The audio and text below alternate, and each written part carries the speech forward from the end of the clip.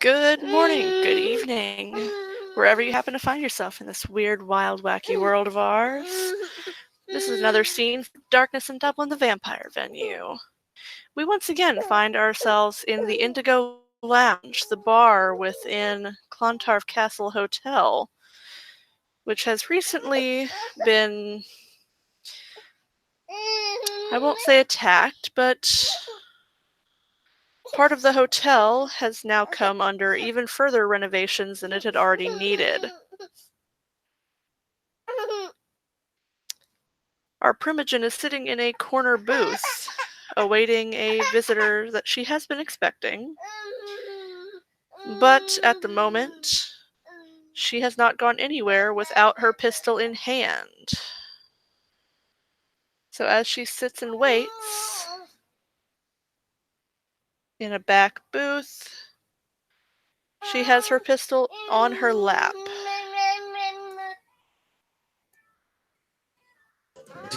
Are there clan bodyguards or ghouls outside watching at all times or watching the premises?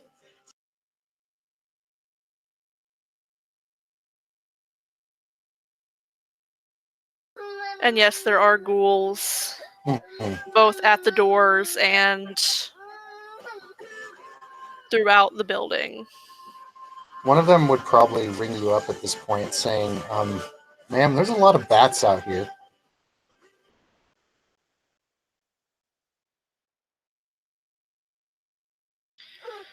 She would take that under consideration because she knows that. Because I do believe Sam had mentioned something about that. He did, actually, when we were talking to the doctor. Yes, so she would, make note of that and make note that, that's probably Sam.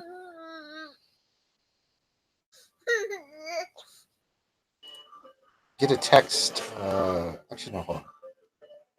Yep, so you have Auspex 3. Yes. There will be a rat over in the corner on the far right side, obfuscated.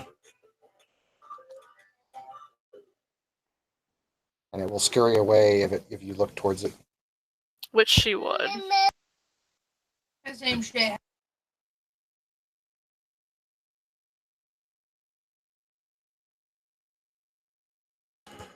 The door to the main room opens, but no one walks in. At which point she would pull her gun. Uncloak now.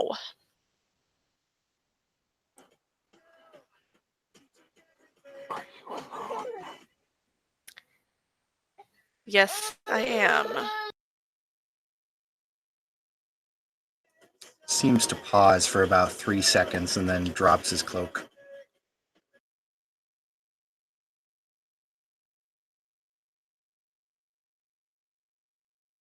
He takes a small pause and he looks at Katia, and then he starts looking around the room slowly. She would slowly lower the gun. Sam continues to look around,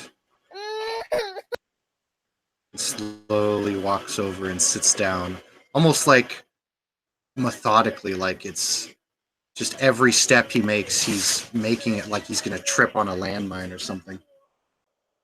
He slowly pulls out the chair and sits with his back, not quite to you, but like facing the other wall, and looks out. And he's not even looking at Katia, he's just looking around the room.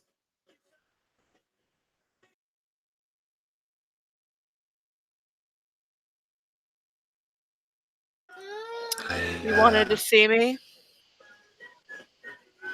Yeah.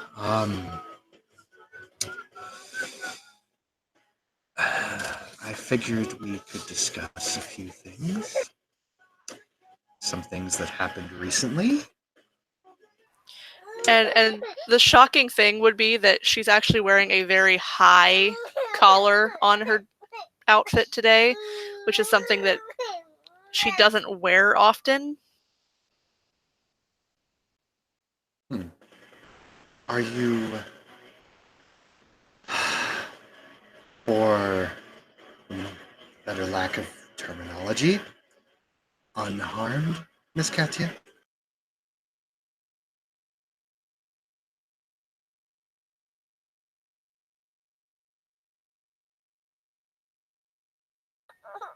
Well, if you consider getting a stake through the chest unharmed, then I suppose yes.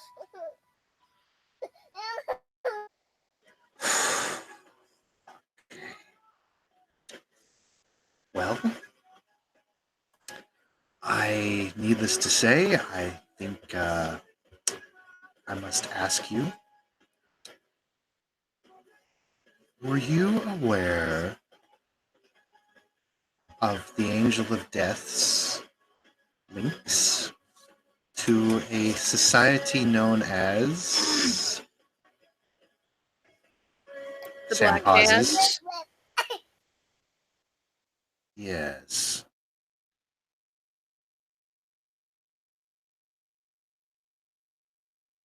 This had nothing to do with the Angel of Death. Indeed. But Angel of Death and my sire were very close. My sire was Black Hand. The attack on this chantry had nothing to do with you. And everything to do with my association with Francis. Sam lets out a very long breath, like he doesn't even need to.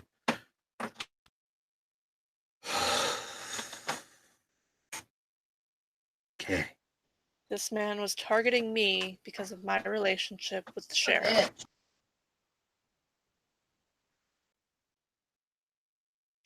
Okay. Sam hands her a little piece of folded paper and an envelope. She would go ahead and open it up. In a very classic setting scene, you see white folded paper with writing basically saying Sam's full name. We know 2 days. Expected. And at the very bottom of the paper is, of course, just a little splotch of black ink. Appears Francis isn't the only one being targeted by the Black Hand. No, so it seems. Although I don't know what I've done other than kill my sire to piss them off. But That would be enough. I suppose it would be enough. I'm just amazed it took them this long. I take it the individual who attacked you was also associated? Yes, he's a Black Hand assassin. Oh.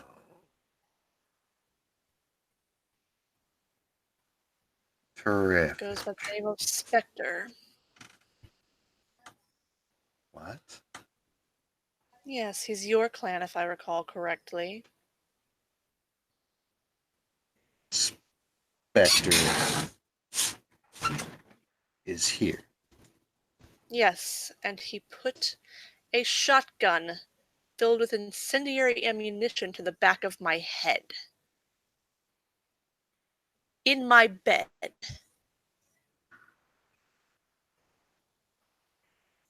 Terrific.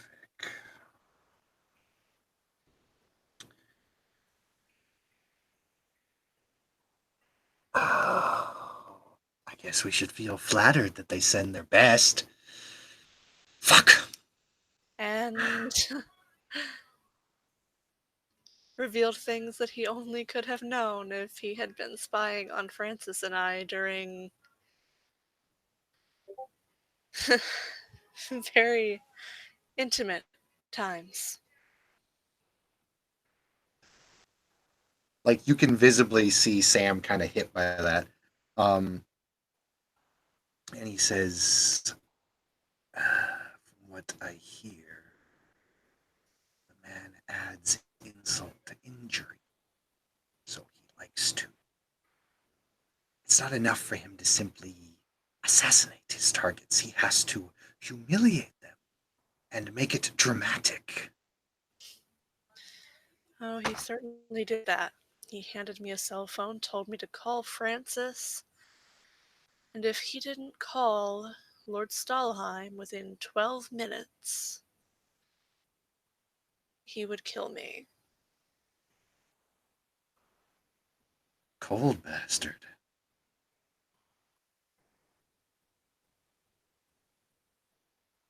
And after I requested a robe, because he had come upon me as I was undressing for bed, he put a stake through my back.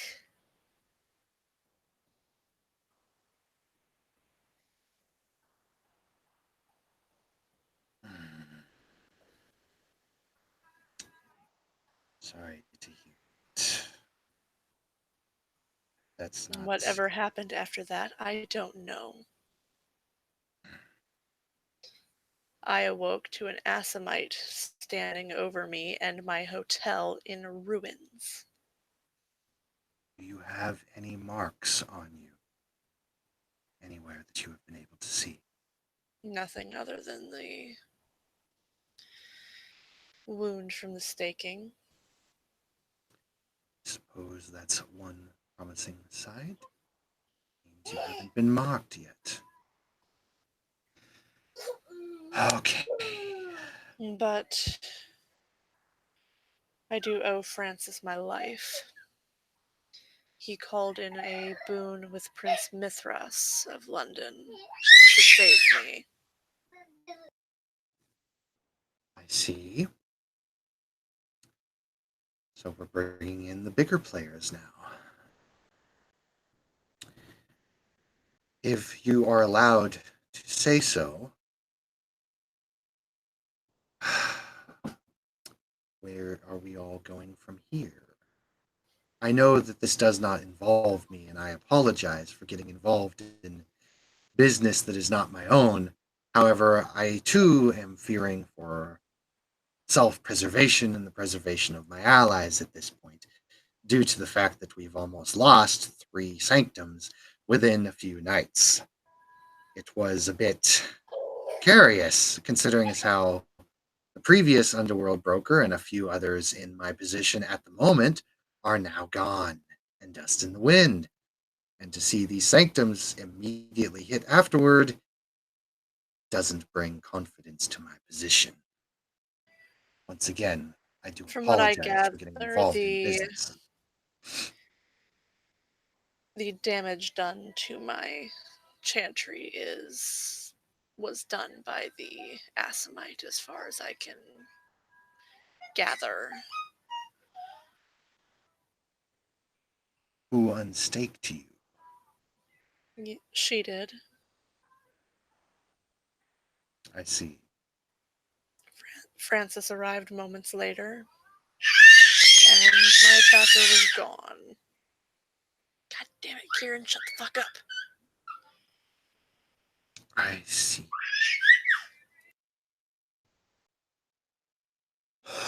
Well,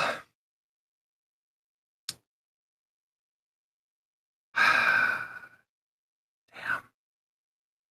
And I thought things were getting complicated enough without them involved. Okay. As I've said before, is there anything that I can provide or any assistance or aid that I could provide at the moment that would be beneficiary? Right now, I'm pretty much sitting on my butt with a gun pointed at the door 24/7, and I've now officially made my coffin that I sleep in. Yes, I sleep in a coffin, bulletproof. Isn't that a little...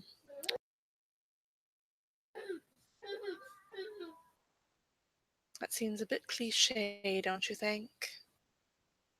It is cliche, but it often tends to be unexpected, ironically. It seems the more dull and boring and unoriginal you become, the less your enemies expect it of you. They're always expecting something different, especially from a personality like mine.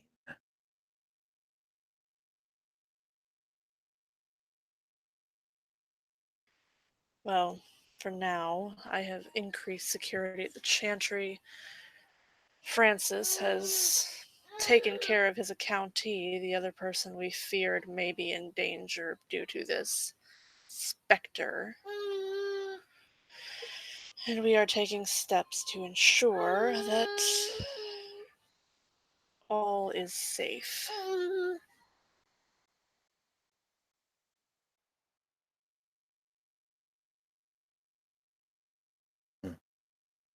We are never safe, and there is always someone watching.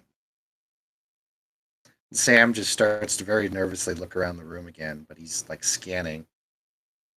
He just keeps looking from corner to corner to corner. No, no one there. There.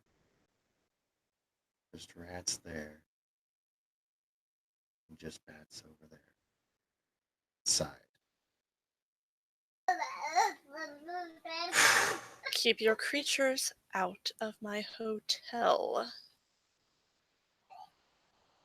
You see Sam kind of looks over at the corner, and then he's like snaps his fingers and he's like out. And you don't hear anything, but he clearly did something. I do still have standards in this hotel. We are in a bar. If someone were to find a rat in my bar, do you know what would happen? Understood. Crystal. Ma'am.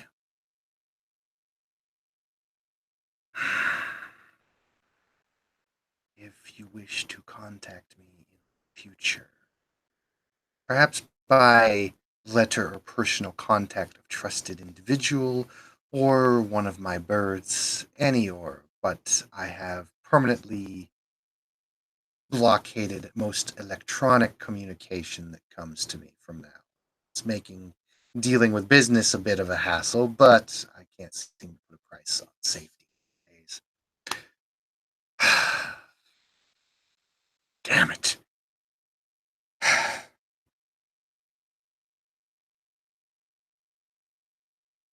I thought this part buried forever, but no. No matter where I go, always.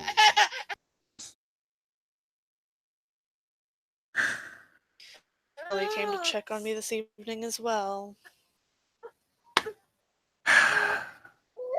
You are an ally, and I just make sure that I look forward and look out for my allies. The fact that this happened with security, details, everything, and all that this was just meant nothing.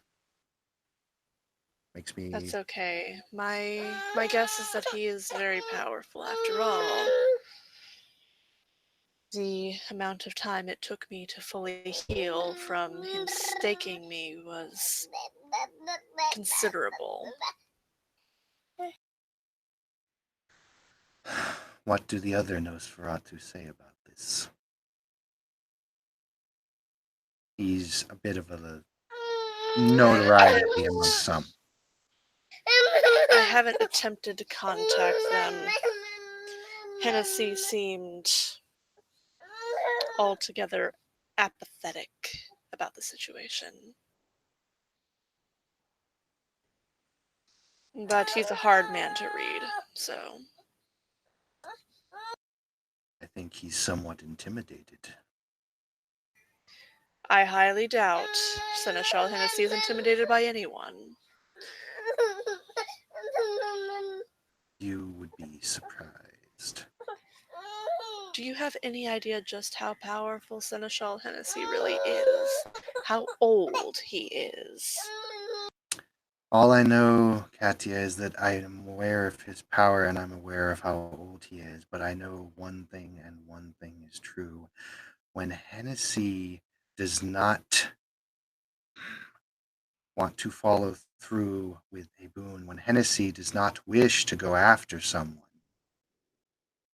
there are only two reasons why.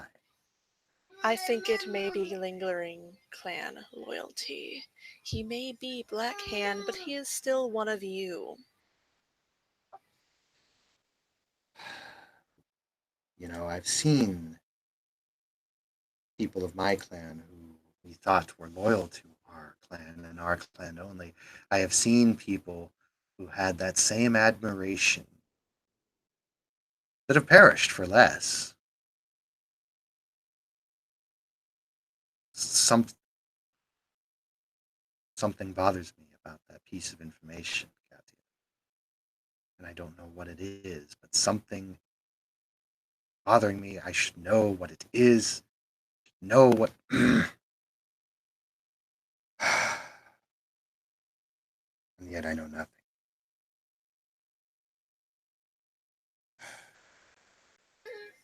How do you think I feel? Someone intruded on my sanctum, my bedroom, came to me as I sat on my bed, undressing, and put a gun to my head. All because of an association with someone.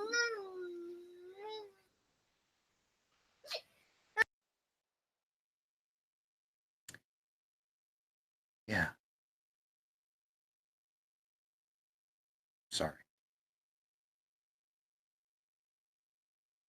Once again, I've failed to help allies.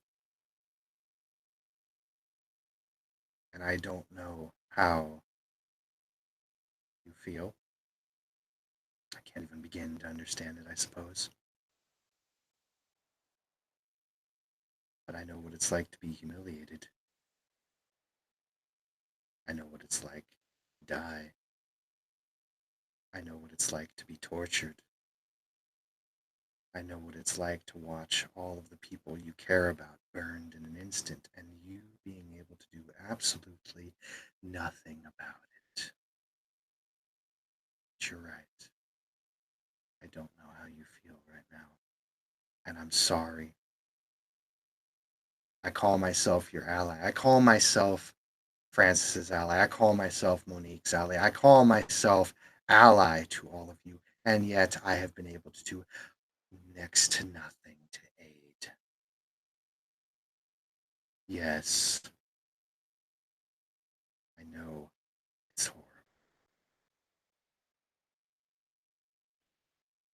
And I am sorry for failing as an ally.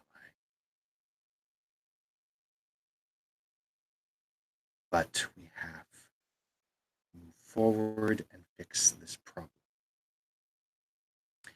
If there is information you can give me and help that you are allowed to, not under penalty, I suggest sharing it.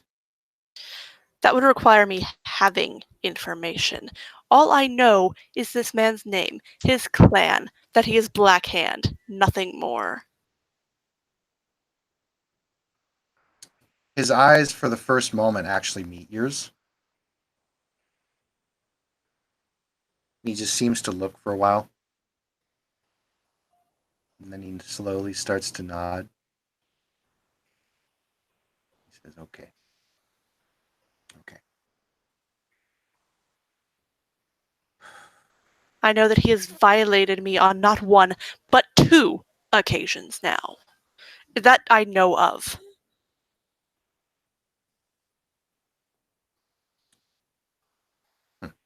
Fuck him. I'd rather not. I don't mean that kind of fucking.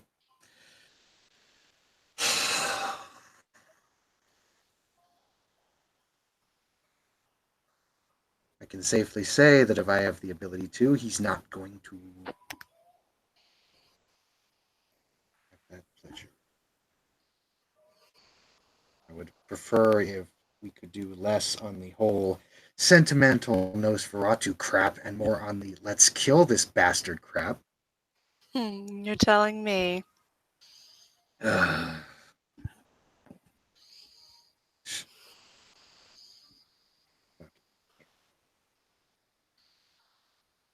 I'm expecting a visit any day now from Lord Stalheim. I'm surprised he hasn't already come.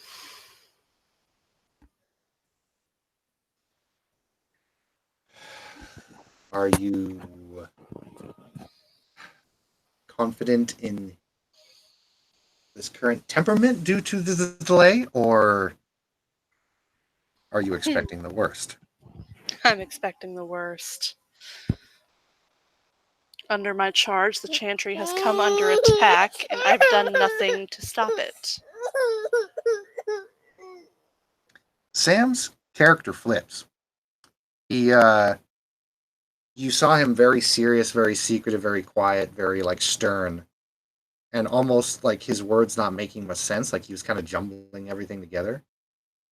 And now all of a sudden he kind of sits upright and he kind of looks at the table, shakes his head a bit, almost like snapping out of something. Eyes flash red for a brief moment.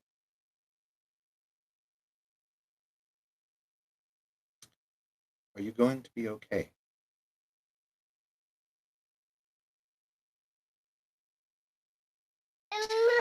I suppose I'll have to see and answer that if I survive my meeting with Lord Stalheim.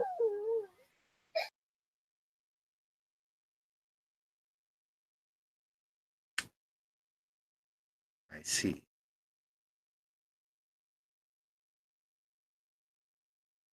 He holds out his hand to shake.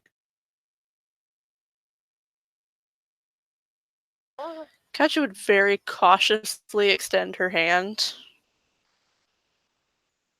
He grasps it, not very strongly, just standard handshake.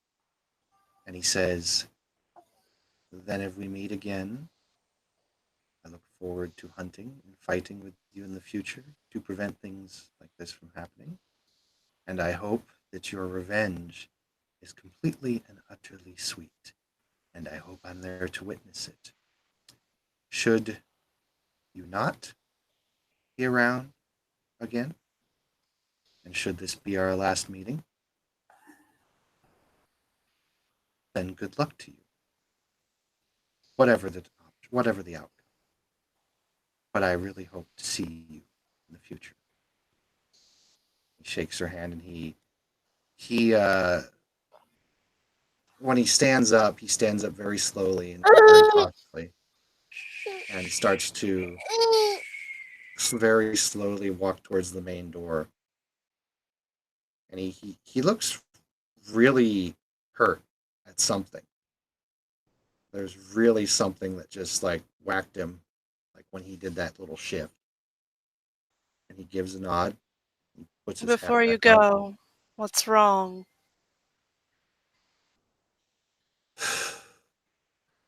You're terrible at hiding things. A piss poor Nosferatu, to say the least. um,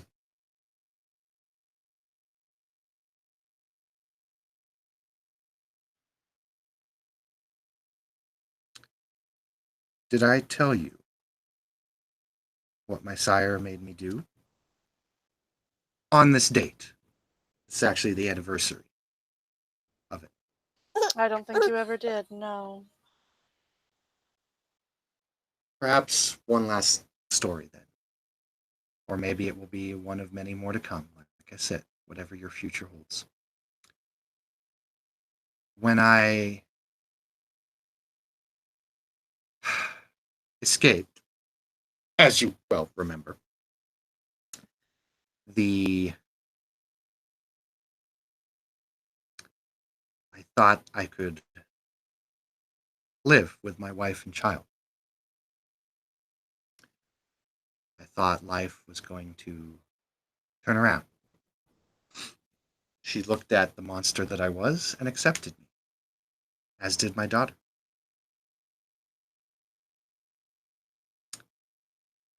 I went into the mountains, worked out a system, everything was looking up.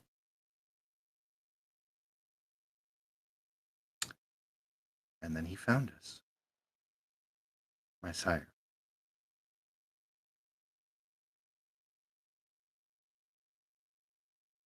I thought I was strong willed.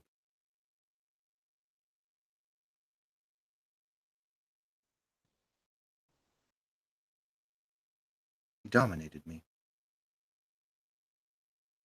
mentally, physically. I had no control. I lost it all. And he made me.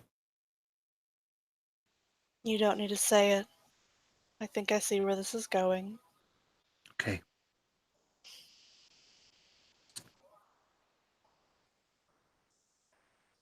They say it's better there. to have loved and lost than to never have loved at all.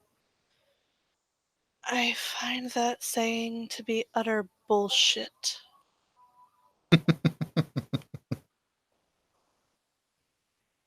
I agree. I've only ever loved one man. I later found out the horrendous things that that man did, to myself included.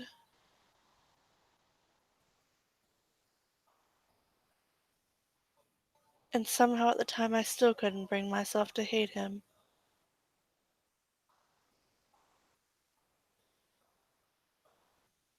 I was hurt, I was angry, but I couldn't hate him, even after everything he put me through.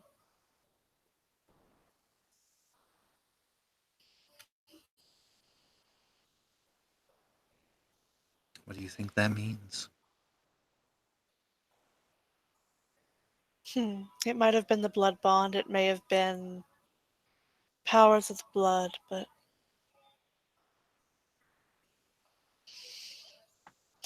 it makes me glad I got rid of all of my memories of him.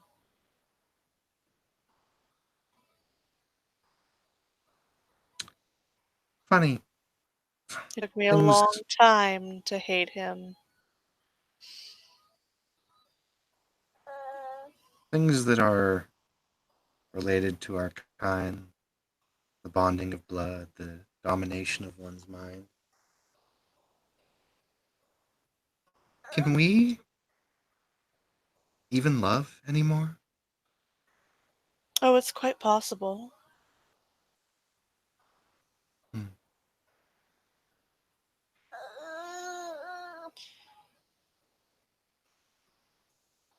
Seems so distant now, like a forgotten memory, Hmm, so to speak.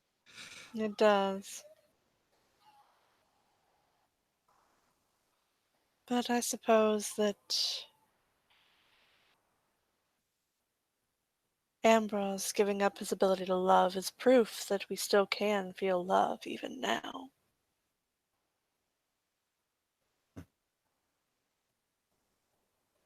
I still think he's a fool for doing it, but Perhaps he wanted, perhaps he saw it as a weakness. Perhaps he saw it as something that would hurt those closest to him, influence his decisions, make him slower, hurt those around him. So maybe he gave up the feeling of love because he loved? I don't know. Maybe I'm just a silly philosopher. oh, he regrets it now more than ever.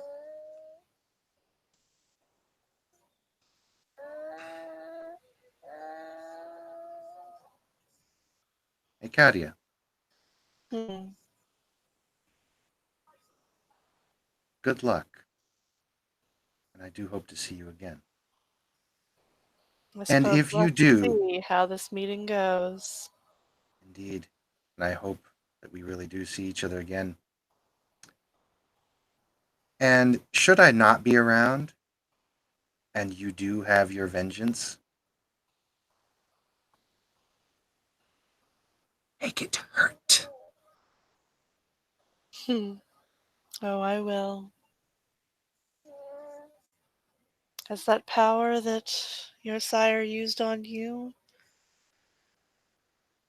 is one my blood also possesses. Then I bid you a good night and happy hunting, Katia. See. he leaves. And with that, I think we can call our scene done. This has been another scene for Darkness in Dublin. See you next time.